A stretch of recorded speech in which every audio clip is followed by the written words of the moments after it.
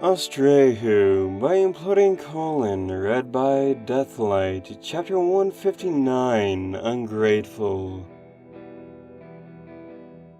When Rainbow's eyes fluttered open, she was slightly less surprised to be alive than she was surprised to be in the same place. The makeshift barricade of her saddlebag still stood in front of her, and the blanket was still covering her figure. Nothing had been torn apart or blasted into shredded bits by the storm. What was more, daylight was seeping through the material. In a flash, she ripped the blanket off. Sunlight stabbed her eyes. She grunted and sat up, her limbs weak. She couldn't tell how much time had passed.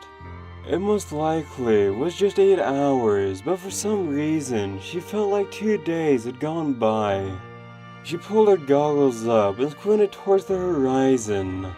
She saw the sun, but couldn't tell if it was rising or falling. But then, her senses caught up with her mind. It was no longer storming. The desert was dead silent, save for the slightest kiss of wind behind her. Turning around, Rainbow finally discovered where the west end of the world was, for she was staring straight at it.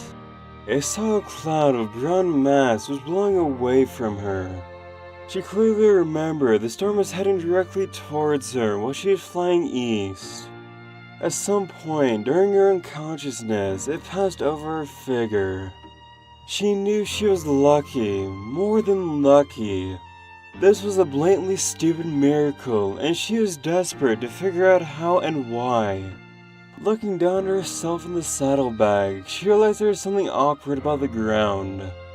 There was a slight impression made in the rock, and it stretched circularly outwards from where she had been laying for the past several hours. If she didn't know better, she'd think some sort of inexplicable force had made the crater in the landscape where she had collapsed. No way. She gulped, her body covered in a fine sheen of brown dust. Wasn't White Mane's shield, was it? Her body reeled with a touch of dizziness. She winced, feeling 2 points of pain at the top of her brow. Briskly, she removed the goggles completely from her head and pivoted them around. With a forelimb, she wiped the grime and sand clean from one lens and looked at her reflection. The slightest hint of red-on-yellow eyes flickered and was gone. Rainbow froze. Sighing, she closed her eyes and hugged the goggles to her chest. Her jaw clenched and unclenched, but soon she focused just long enough to relax. Won't pretend for a second as though I'm frickin' grateful, she muttered to the air.